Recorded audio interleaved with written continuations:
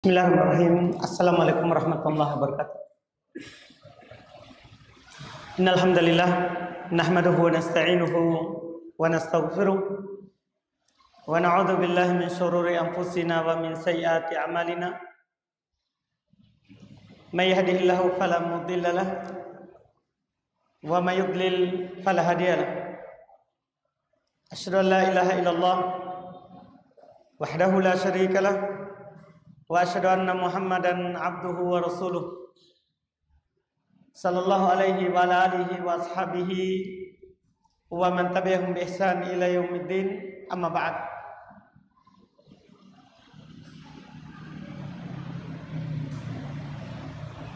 Alhamdulillah, kita di pertemuan malam hari ini melanjutkan kajian kitab Bulughul Maram min Ahadits Al-Ahkam karya Al-Imam Al-Hafidz Ibn Hajar Al-Asqalani Asy-Syafi'i rahimahullahu taala. Kita di pembahasan Kitabus Shalah, pembahasan tentang salat di bab sifatis shalah, sifat salat Nabi kita Muhammad sallallahu alaihi wasallam. Kita di hadits di cetakan saya nomor 281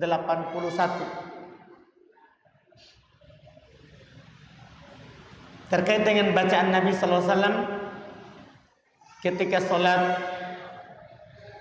subuh pada hari Jumat. Kata beliau rahimahullah, wa an Abi Hurairah radhiyallahu taala anhu qala kana Rasulullah sallallahu alaihi wasallam yaqra'u fi salatil fajri yaumal jum'ati alif lam mim tanzilus sajadah wa hal ata 'alal insan muttafaqun alaih. Walid Tabrani min hadits Ibnu Mas'ud yudimu dzalik. Kata beliau rahimahullah, dari Abu Hurairah radhiyallahu taala anhu, beliau berkata, adalah Rasulullah sallallahu alaihi wasallam membaca di salat subuh pada hari Jumat alif lam mim tanzil as-sajadah, yaitu surat as-sajadah. Wa hal ata 'alal insan, itu surat Al-Insan. Muttafaqun alaih, diriwayatkan oleh Imam Al-Bukhari dari Imam Muslim. Walid Tabrani, dalam riwayat Imam At-Tabrani, min hadits Ibnu Mas'ud, dalam hadits Ibnu Mas'ud, yudimu dzalik, Nabi selalu membaca itu. Ini riwayat tambahan dari Imam Tabrani. Hanya saja tambahan ini dari jalur Amr ibn Qais Al-Mula'i, dari Abul Ahwas, dari Ibnu Mas'ud, dan jalur sampai Amr itu tidak didapatkan biografinya. Artinya rawinya majhul, tidak ditahu. Tambahan ucapan Nabi selalu. Hanya saja kita mungkin tidak butuh kepada riwayat ini, karena dalam riwayat Bukhari Muslim pakai kata kana. Kan Abu Hurairah menukil menggunakan kata kana. Lafadznya kana Rasulullah. Kalau ada kata kana, kata para ulama bahasa, itu yufidul istimrar, memberikan faedah selalu Nabi baca. Iya, ini mungkin membuat kita tidak membutuhkan riwayat dhaif untuk mendukung. Karena riwayat pakai kana itu Bukhari Muslim. Sudah cukup untuk menunjukkan bahwa Nabi sallallahu alaihi wasallam biasa membaca dua surat ini di salat subuh pada hari Jumat. Setelah beliau menyampaikan kepada kita beberapa hadis sebelumnya, bacaan-bacaan Nabi sallallahu alaihi wasallam dalam sholat 5 waktu, dan juga kita sudah dijelaskan oleh penulis bahwa Nabi ketika sholat subuh rata-rata membaca ayat yang panjang, paling pendeknya itu 60-an. Di sholat subuh 60 ayat. Kemudian sampai 100 ayat. Nah, surat Alif Lam Tanzil As-Sajdah itu tidak lebih dari 100. Tidak lebih dari 100. Demikian pula Al-Insan tentunya masih seputar itu. Masih seputar itu. Ini di sholat subuh. Tapi di sini belum bawakan secara tersendiri subuh Jumat. Subuh Jumat. Kalau sebelumnya subuh secara umum. Nabi biasa baca 60 ayat sampai 100 ayat. Itu subuh secara umum. Kemudian khusus subuh Jumat, di sini belum bawakan haditsnya bahwa Nabi biasanya membaca pada rakaat pertama As-Sajdah, di rakaat kedua Al-Insan. Ini sunnahnya begitu. Dan ini disebutkan oleh mayoritas ulama akan sunnahnya.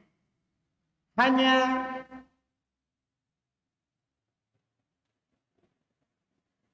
Imam Malik, demikian pula dihikayatkan dari Abu Hanifah, mengatakan makruh membacanya. Cuman mereka berdua tentunya dibantah oleh hadis yang ada di hadapan kita. Mereka bilang makruh, udzur terbesarnya adalah kata para ulama kita, tidak sampai mungkin hadis ini. Hadis yang ada di hadapan kita, bahwa Nabi biasa membaca di subuh Jumat As-Sajdah dan hal ata alal insan. Dan ini merupakan pendapat dari Imam Ahmad, Imam Syafi'i, dan ulama-ulama lain, ya, dari mayoritas ulama fikih, sebagaimana dinukil oleh Al-Imam Ibnu Rajab Al-Hambali rahimahullahu ta'ala.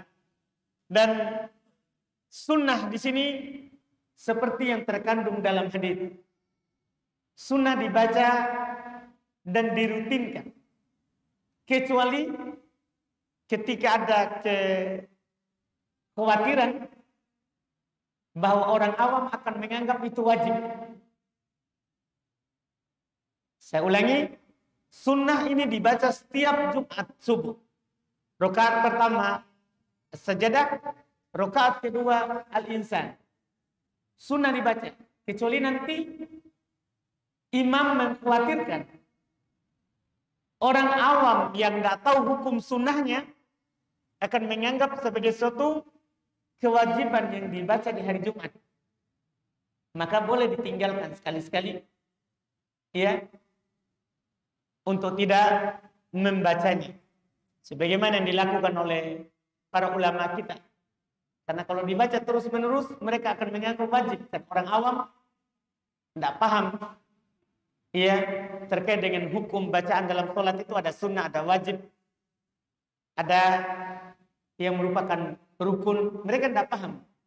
Ketika mereka melihat ada seorang ulama yang selalu membacanya, atau ada imam selalu baca kalau subuh, terkadang mereka akan menganggap ketika ada orang yang tidak membacanya, wah ini tidak sah sholat. Karena dia meninggalkan yang wajib. Seperti pernah diceritakan oleh Syekh Al-Albani rahimahullah ta'ala, beliau pernah sholat subuh Jumat di suatu masjid. Imamnya sebelumnya selalu baca rakaat pertama As-Sajdah, rakaat kedua Al-Insan di subuh Jumat. Syekh Al-Albani rahimahullah ta'ala datang dan dipersilakan untuk imam. Beliau imam tidak membaca as-sajadah. Padahal beliau hafal Quran. Syekh Al-Albani hafal Quran. Bahkan Syekh Al-Albani punya sanad Quran. Punya sanad Quran. Tapi beliau tidak baca. Untuk menjelaskan bahwa ini sunnah. Tidak apa-apa kita tinggalkan. Apalagi dikhawatirkan akan dianggap apa? Wajib. Jadi belum tidak baca. Terjadi keributan. Orang-orang gimana ini mengatakan bahwa ini ulama tapi iya meninggalkan yang harus dibaca Jumat. Nah, ini masalah di orang awam. Makanya nanti seorang imam harus paham, karena tidak harus orang awam itu kita berceramah untuk menyampaikan sesuatu padanya. Karena mereka biasanya tidak mendengar ceramah, tapi dia memperhatikan apa yang kita lakukan. Iya, memperhatikan apa yang kita lakukan. Ini kalau kita sudah berpenampilan Islam. Karena orang awam berdalil dengan perbuatan kita. Mereka kadang diajak untuk melakukan sesuatu. Saya lihat Ustadz sana. Kan dia semuanya Ustadz. Kalau sudah berjenggot, pakai jubah, Ustadz. Iya, ini masalah orang awam. Maka perlu kita tentukan dan ajarkan kepada mereka walaupun berupa perbuatan. Berupa perbuatan. Kita katakan bahwa sunnah Jumat di sholat subuh kita baca ini. Tapi kalau sekali-sekali kita tinggalkan supaya mengajarkan orang kalau itu adalah sunnah, itu juga bagus. Itu juga bagus supaya mereka minimal dia bertanya, kenapa tadi tidak dibaca? Biasanya Ustadz baca. Tadi kenapa tidak dibaca? Disitulah saatnya kita menyampaikan ilmu. Nah, itu hukumnya adalah disunnahkan. Disunnahkan. Kemudian masalah tidak disinggung di hadis, tapi perlu kita singgung karena kebetulan lewat. Karena nanti tidak lewat lagi ini baca sajadah sama halat alal insan. Apakah kita sujud ketika melewati ayat sajadah? Karena dalam surat as-sajadah ini ada lambang sujud. Ada lambang sujud. Apakah kita sujud atau tidak? Para ulama berselisih pendapat terkait dengan sujud pada surat as-sajadah. Mereka berselisih pendapat. Di antara para ulama, dan ini sebagian ulama, seperti yang dinukil dari Hanabilah, dalam fikih Imam Ahmad, mereka mengatakan tidak sujud. Tidak ada sujud tilawah di surat as-sajadah. Alif Lam Tanzil sajadah. Kenapa? Dalil mereka adalah karena Nabi SAW tidak sujud, tidak dinukil beliau sujud ketika membaca surat as-sajadah. Dan dinukil Nabi sujud ketika membaca surat as-sajadah. Di dalam Quran ada 14 lambang sujud. Ada juga mengatakan 15. Karena dalam surat Al-Hajj ada 2 tempat. Tapi mereka perselisihkan salah satunya. Al-Muhim yang paling dibicarakan adalah ada 14 tempat. Yang ada lambang sajadahnya. Di dalam Quran. Dari 114 surat ada 14 lambang sajadah. Nabi hanya dinukil sujud pada 4 tempat saja. Dari 14 tadi itu, Nabi dinukil hanya 14 tempat.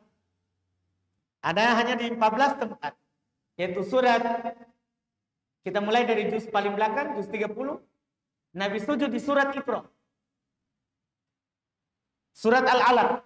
Iqra bismi rabbikal ladzi khalaq. Pada ayat terakhir, itu adalah lambang sajadah. Nabi sujud juga di surat Al-Insyiqaq. Terus Nabi sujud di surat As-Sajadah. Nabi juga sujud di surat As-Saffat. 4 saja yang dinukil bahwa Nabi sujud. Nabi sujud hanya 4 tempat. Selain itu yang ada lambang sajadahnya tidak dinukil dari Nabi kita Muhammad SAW. Oleh karena itu mereka mengatakan di sini tidak disyariatkan sujud. Ini sebagian ulama fikih. Sementara mayoritas ulama fikih mayoritas, kebanyakan ulama madzhab fikih seperti orang-orang Syafi'iyah dan yang lainnya. Di sini pendapat mayoritas. Mereka berpendapat bahwa sunnah sujud. Ini perhatikan yang mereka katakan sunnah sujud. Ini harus dipahami. Karena sebagian orang kalau kita nggak sujud, seakan-akan kita sah. Enggak, ini sunnah sujud pendapatnya. Bukan wajib sujud. Sunnah sujud di surat As-Sajdah. Kenapa? Karena ada lambang saja. Nabi kalau ada lambang sajadah, sujud. Memang dinukil cuma 4. Tapi kan isyarat dari Nabi. Isyarat dari Nabi. Nabi kan tidak melakukan semuanya. Tapi kadang belum berisyarat. Belum mencontohkan. Yang ada lambang sajadahnya, itu sunnah sujud. Belum isyaratkan pada 4 tempat. Dalil isyarat itu dipakai oleh mayoritas. Bahkan keumuman para ulama rahimahumullah, mereka berpegang dengan dalil isyarat.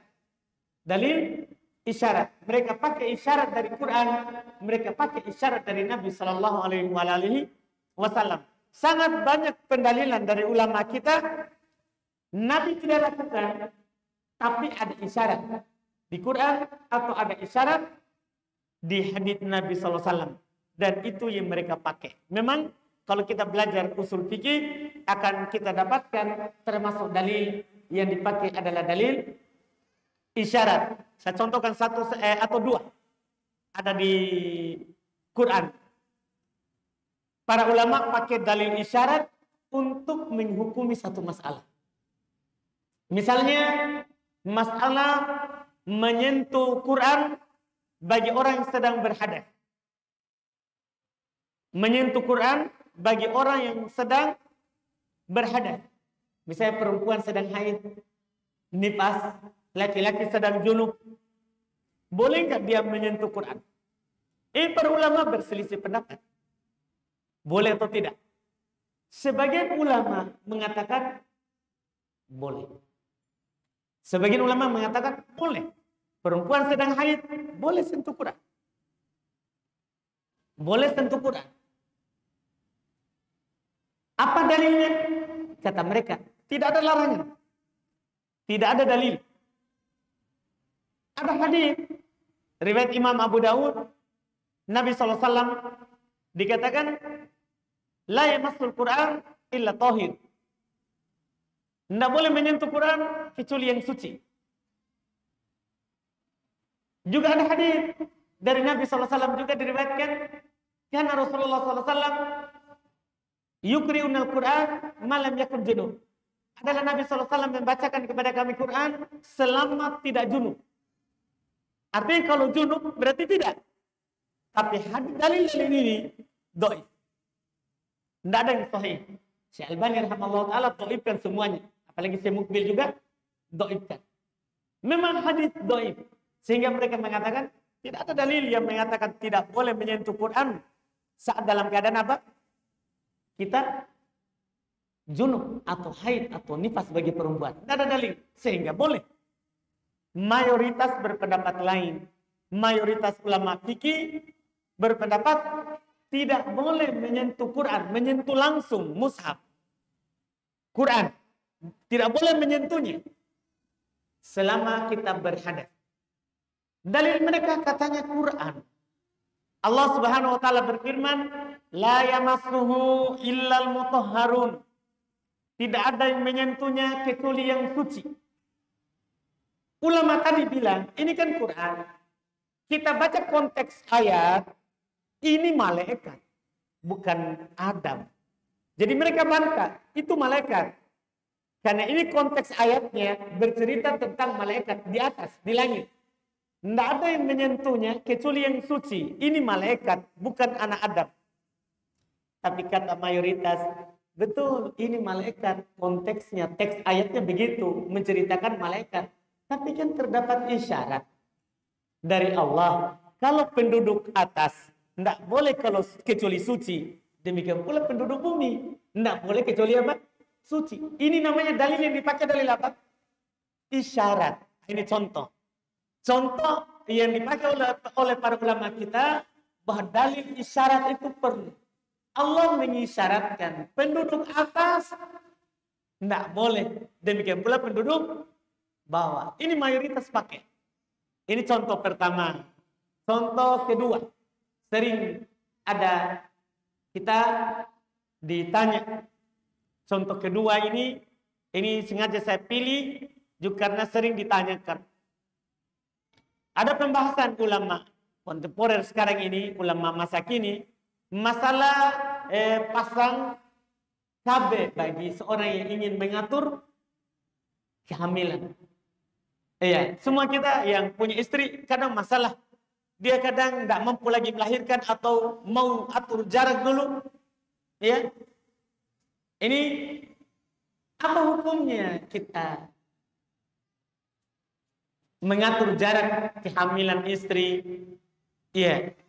Pasang KB misalnya, apakah dengan suntik atau minum obat atau dipasang spiral di tempat itu yang dimaklumi lah di kita di kesehatan. Para ulama kita membahas bahwa hukumnya boleh. Tidak ada masalah. Yang tidak boleh adalah menutup kandungan tanpa ada darurat. Ditutup kandungan kan ada bilang menahan supaya tidak hamil, ada menutup.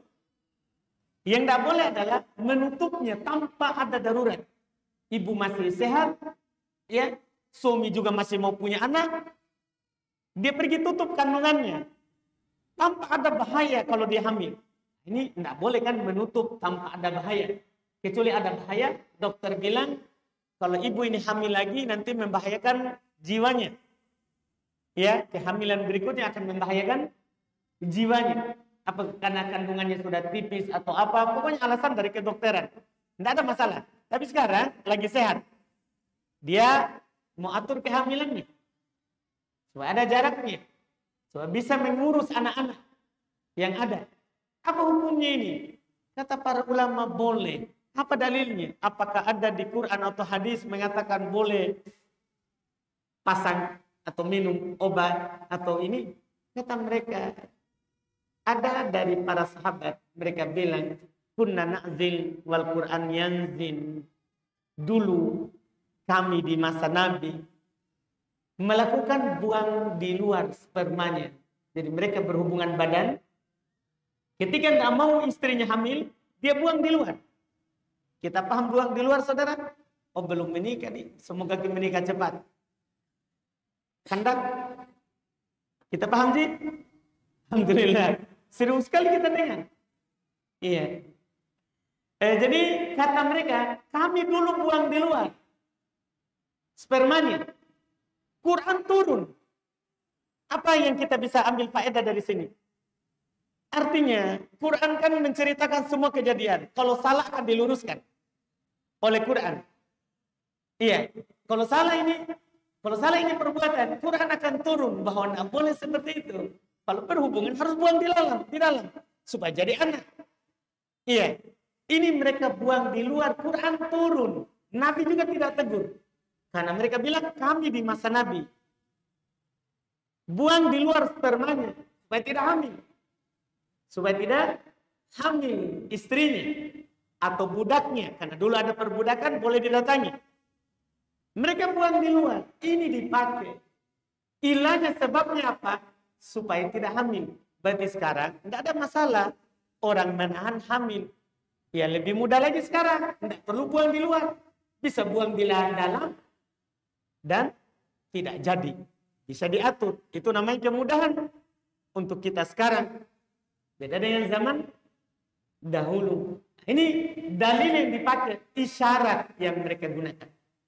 Isyarat yang mereka gunakan. Ini dipakai oleh mayoritas. Sama juga dengan ini masalah kita. Memang Nabi hanya sujud pada 4 tempat. Dari semua yang ada lambang sajadah, Nabi hanya sujud 4. Apakah di tempat lain yang ada lambang sajadahnya seperti surat As-Sajadah, kita sujud atau tidak?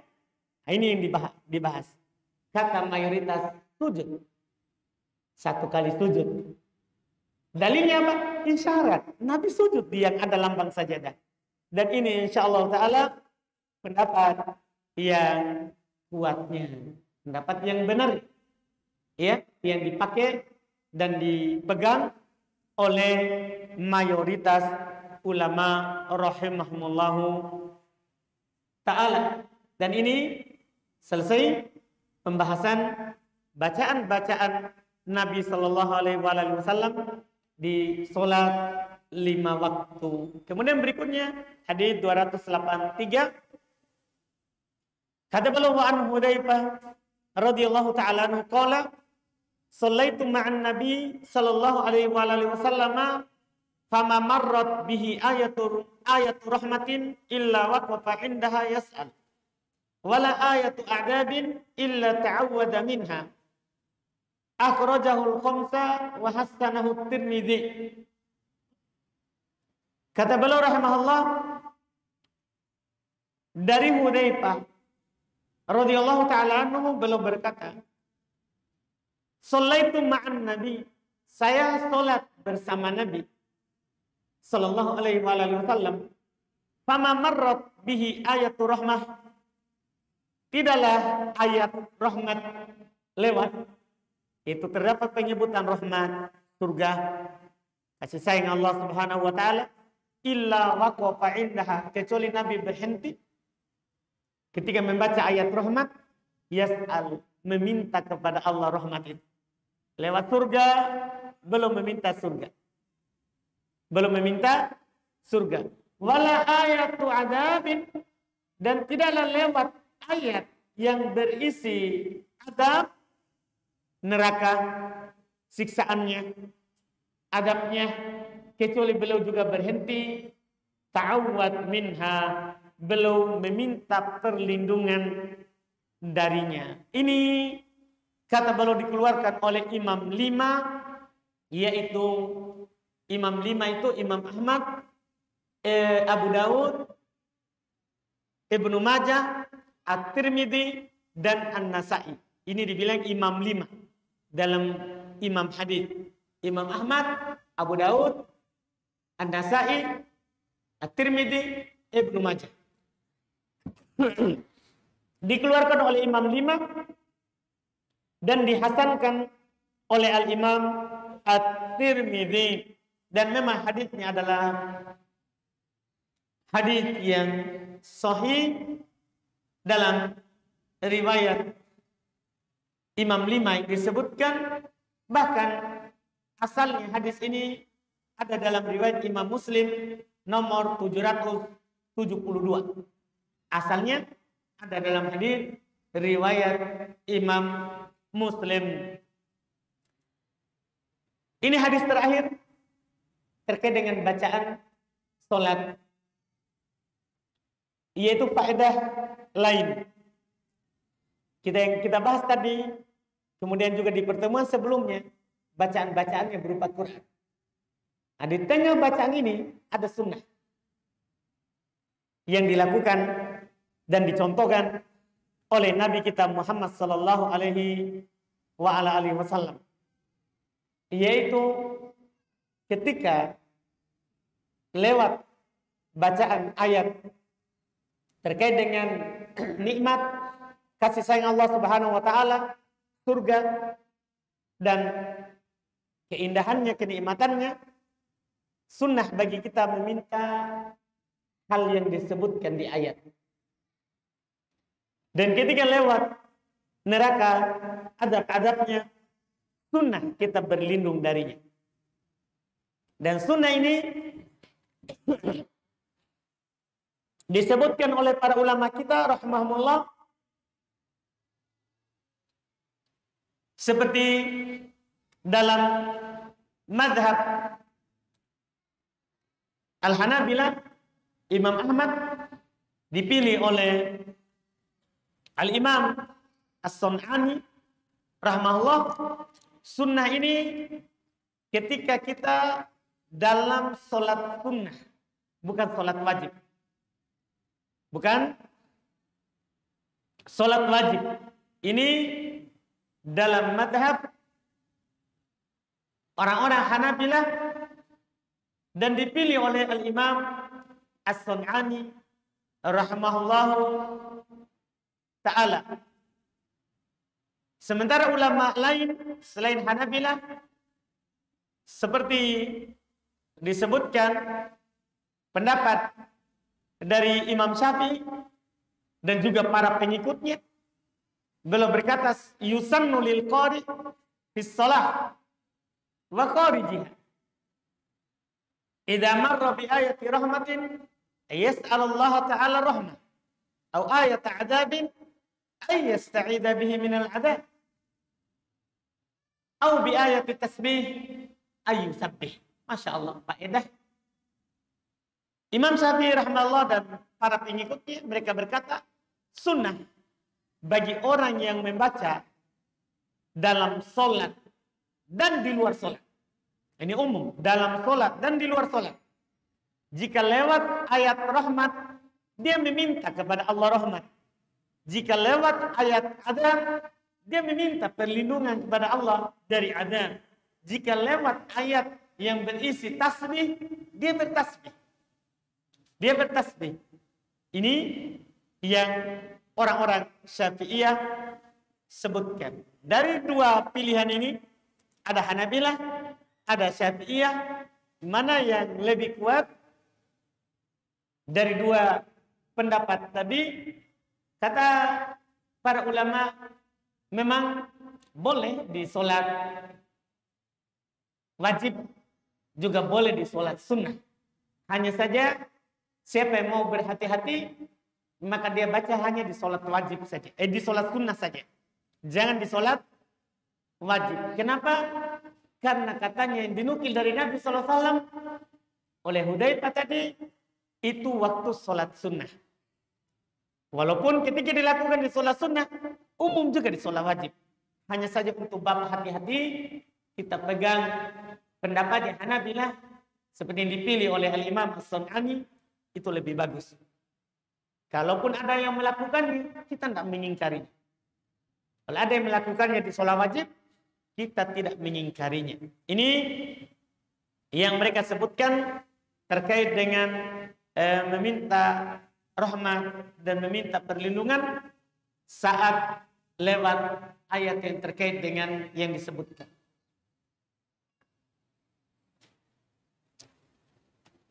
Ini faedah penutup dari bacaan-bacaan Nabi SAW dalam sholat. Setelah itu kita akan pindah ke bacaan ruku dan bacaan sujud. Masih cukup waktu? Masih lama? Isya? Adanya? Kita baca lagi satu hadis? Atau cukup? Sisa? Satu hadis lagi. Baik. Setelahnya, alhamdulillah. Kata beliau Ani bin Abbas radhiyallahu ta'ala nomor 284.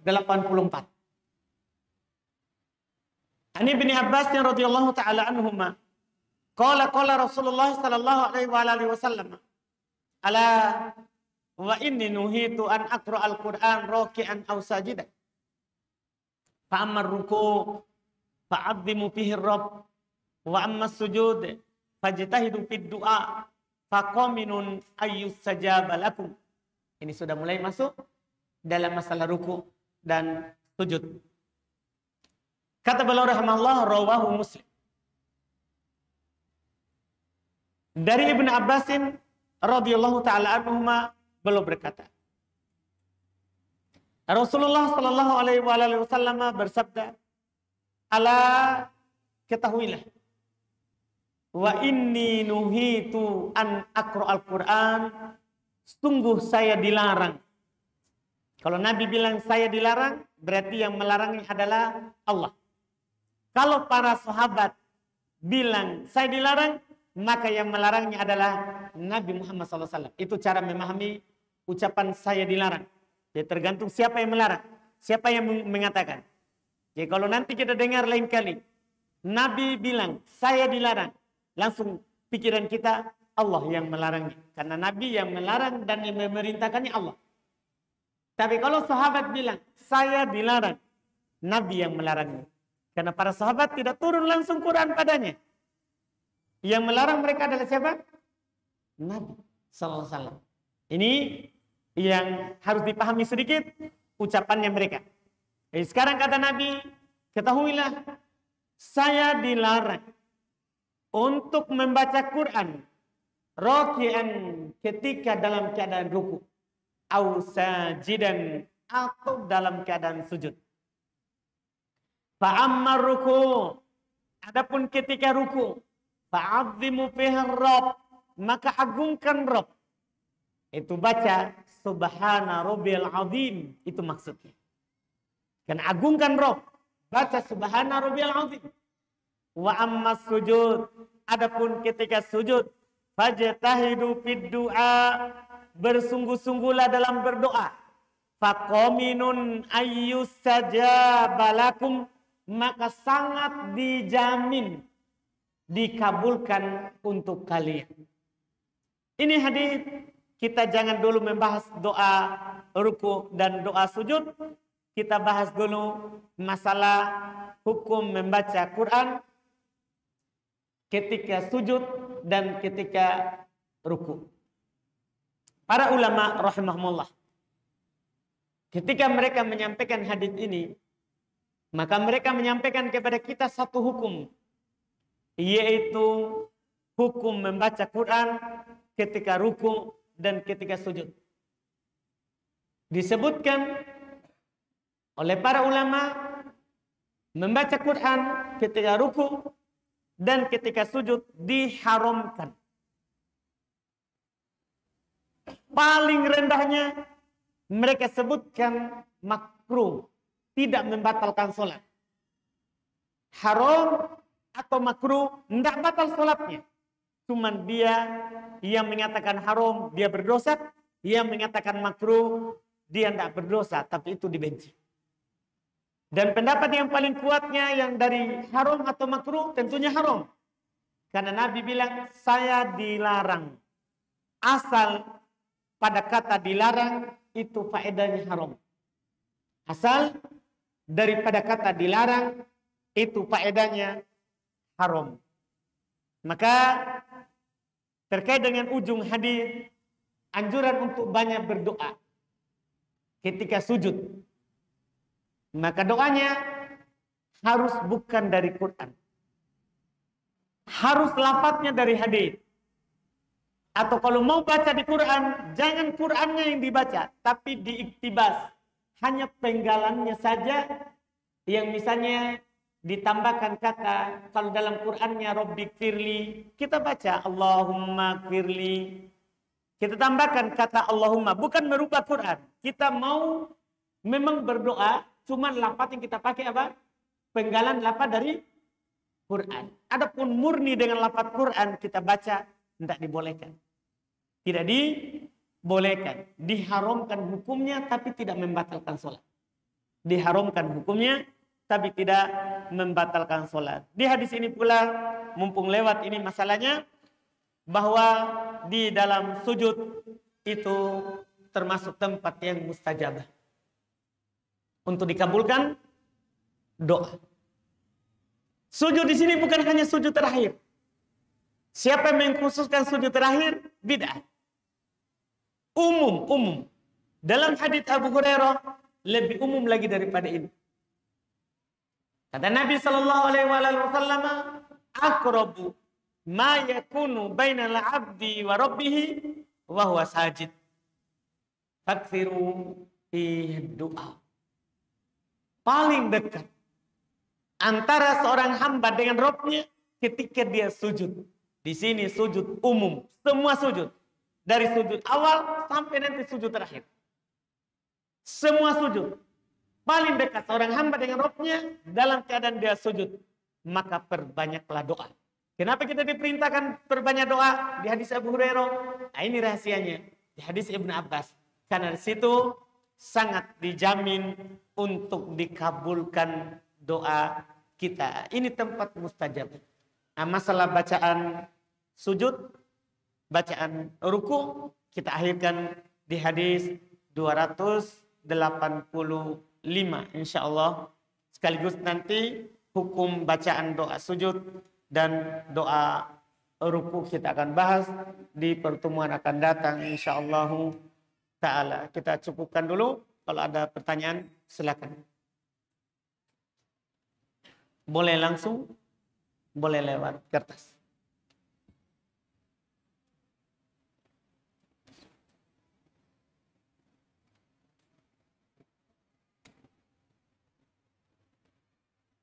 Silakan. Silakan.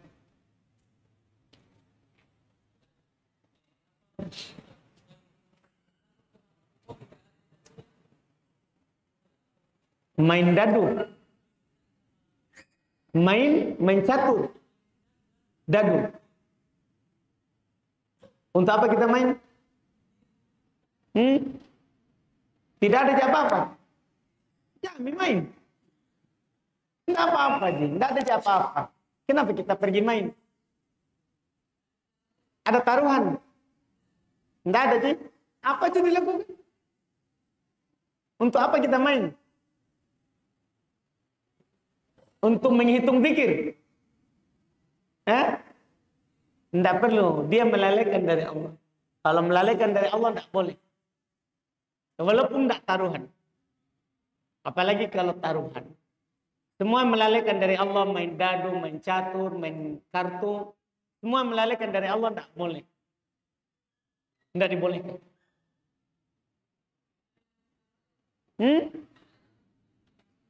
Ada? Oh, dalilnya? Iya, adalah. Masa saya bilang tidak boleh baru tidak ada dalilnya? Mau disebutkan? Iya. Di Quran juz 28 ya, sebentar siapa yang tahu baca, tahu suratnya, saya kasih hadiah ke depan. Allah berfirman, ya ayyuhalladzina amanu la tulhikum amwalukum wala auladukum an dzikrillah. Wa may yaf'al dzalika fa ulaika humul khasirun. Wahai orang-orang beriman, jangan sekali-sekali harta kalian, anak kalian melalaikan kalian dari zikir pada Allah. Siapa yang melakukan itu, maka dia termasuk orang merugi. Jadi itu permainan. Melalaikan kita dari Allah. Kita saat kocok dadunya, ingat Allah. Dan pasti kita lalai. Kita mau jadi orang merugi. Menang dadunya tapi merugi. Nah, surah apa ini? Tadi saya sudah janjikan yang tahu hadiah.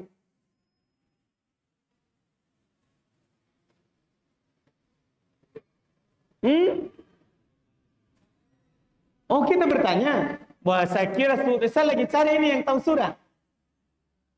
Tidak ada yang tahu? Alhamdulillah, lolos hadiah ya.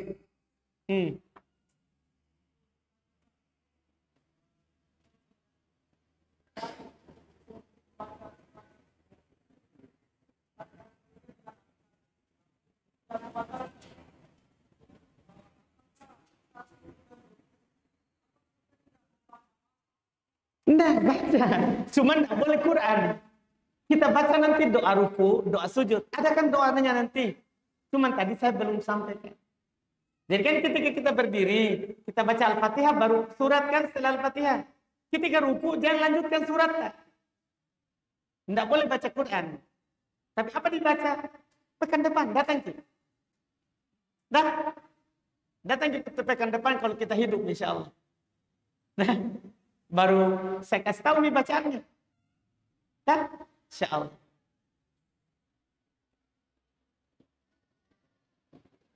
Sebelah sini ini, Masya Allah. Kita tunggu sebelah sini sebentar.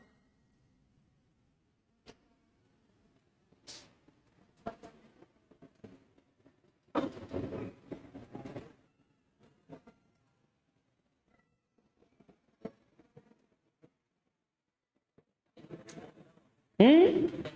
Oke, ketika sujud tilawah, apa ada bacaan khusus atau tidak? Tidak ada. Tidak ada sahih dari Nabi SAW bacaan saat sujud tilawah. Ketika di dalam sholat kita baca Subhana Rabbiyal A'la. Atau baca bacaan doa sujud yang lain nanti yang kita akan pelajari. Subuhun Quddus Rabbul Malaikati Warruh. Atau Subhanakallahumma bihamdika Allahumma firli. Boleh kita baca. Kita baca doa-doa sujud yang sahih dari Nabi SAW. Tidak ada doa khusus.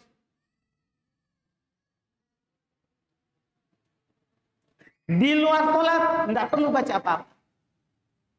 Dan boleh baca doa sujud. Karena tidak ada dinukil dari Nabi SAW bacaannya. Dalam sholat kita bilang bacaan sholat karena ada bacaan sholat. Nah, di luar tidak apa-apa. Karena ibadahnya sujudnya, Pak. Bukan bacaannya. Kita kan sujudnya sekali. Baca surat tilawah ayatnya, sujud sekali baru bangkit. Tidak baca apapun, tidak apa-apa. Karena kita sudah sujud. Nah, silakan Pak.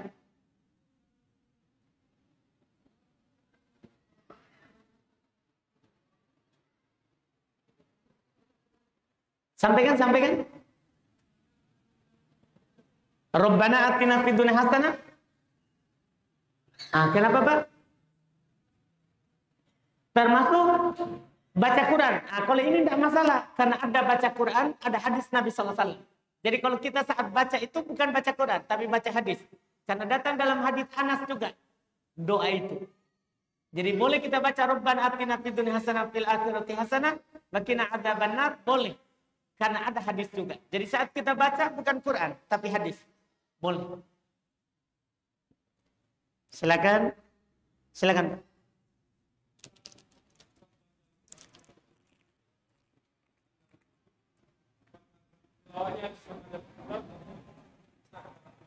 Baik, kalau kita dalam itu sujud tilawah, apakah harus hadap kiblat atau tidak? Dalam salat tentunya harus hadap kiblat. Di luar salat boleh di keadaan apapun. Di hadap kiblat atau tidak hadap kiblat. Karena yang wajib hadap kiblat salat saja. Sujud syukur, sujud tilawah, kalau di luar salat itu boleh hadap kemana saja. Tidak harus kiblat. Seperti itu. Silakan. Suaranya keras.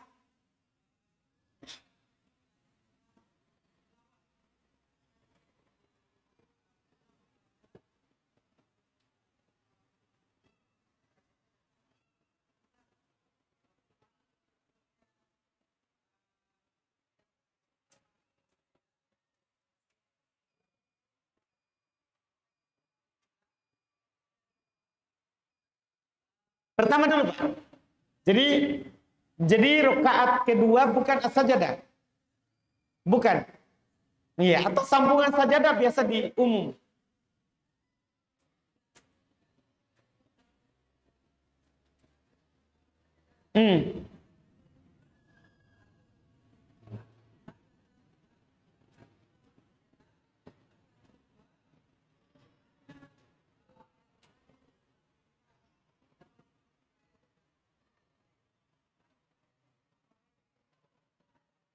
Lebih baik. Alhamdulillah, dipahami.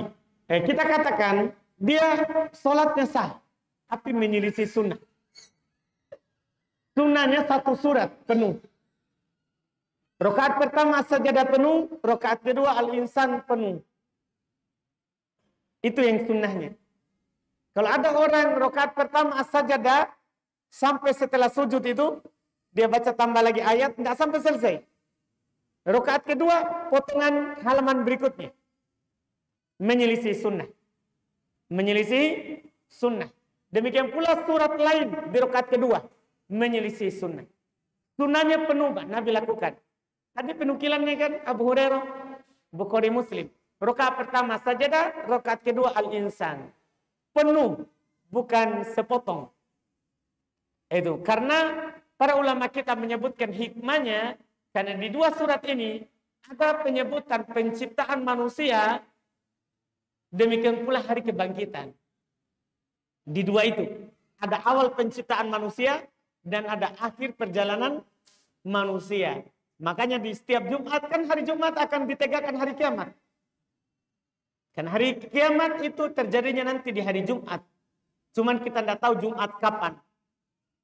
Kita tidak tahu Jumatnya kapan. Yang jelas hari Jumat itu hari terjadinya hari kiamat. Makanya sunnah ini baca.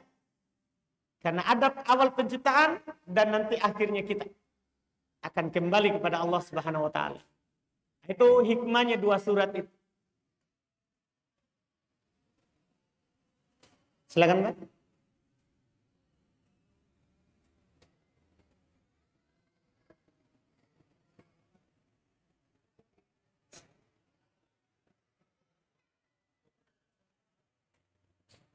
Baik, kalau kita baca surat Al-Alaq, kan sajadahnya di terakhir, ayat terakhir.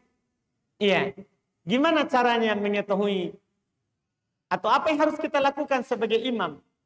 Nah, kata para ulama, lanjutkan dengan surat selanjutnya. Inna anzalna fi lailatul qadr, itu yang wa ma adraka ma lailatul qadr. Lanjutkan surat itu, karena setelah Al-Alaq langsung Al-Qadr.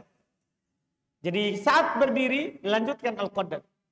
Dan tidak apa-apa kalau kita lanjut pilih surat yang lain. Cuman kan itu pas sambungannya.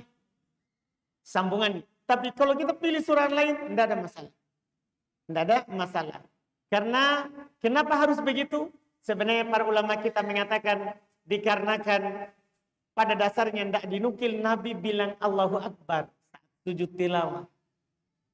Jadi Nabi tidak baca Allahu Akbar saat turun, Allahu Akbar saat naik. Sehingga makmum kadang nanti tidak tahu ini sudah berdiri atau belum. Nah, ketika ada surat setelahnya, dia akan tahu kalau makmum imam sudah di atas. Walaupun kalau ada imam membaca Allahu Akbar, tidak ada masalah. Tidak disalahkan juga. Insyaallah ta'ala. Karena berdalil dengan dalil umum Nabi bertakbir setiap naik turun. Nabi bertakbir setiap naik turun dalam sholat. Seperti itu.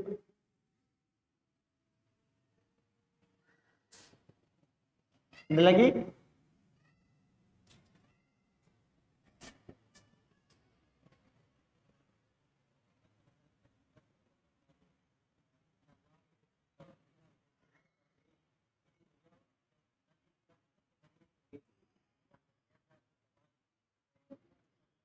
Baik. Ada orang katanya setiap mandi dia niatkan wudhu. Karena dalilnya Allah cinta yang suka bertoharoh. Tidak apa-apa. Bukan beda. Iya. Bilal dia selalu bersuci. Didengar sandalnya di surga kan karena dia selalu bersuci dan setiap setelah bersuci dia berwudhu. Setelah bersuci dia setelah berwudu dia sholat 2 rakaat. Dia sholat 2 rakaat. Bukan beda. Nabi membenarkan perbuatan. Nabi membenarkan perbuatan. Tidak ada masalah orang setiap batal wudunya dia wudu. Atau setiap mandi dia niatkan langsung untuk toharoh. Dia niatkan langsung untuk toharoh. Dibolehkan. Ada lagi? Silakan.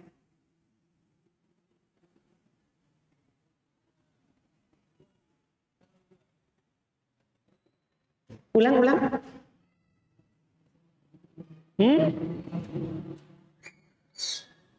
Boleh tidak? Itu cuma saya dengar itu.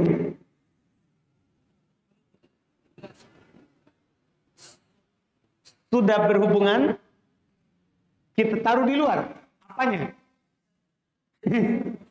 Hah? Buang di luar spermanya. Kan udah kita ceritakan dari tadi. Oh, kita terlambat. Oh, Masya Allah. Ini kekurangannya terlambat, Pak. Jadi belum bertanya, boleh nggak kalau kita berhubungan badannya, kita buang di luar? Bahasanya belum, kita taruh di luar. Iya, boleh enggak, Pak? Boleh. Kenapa kita buang di luar? Iya. Supaya tidak hamil. Oh, mau KB tapi kurang sehat. Nah, itu juga KB namanya itu. KB alami. Boleh. Para sahabat lakukan, Quran turun. Kalau itu tidak ada masalah, karena memang para sahabat begitu, cara KB-nya dulu. Mereka kalau nggak mau istrinya hamil, dia melakukan hubungan badan, pada saat mau keluar ya dia buang di luar.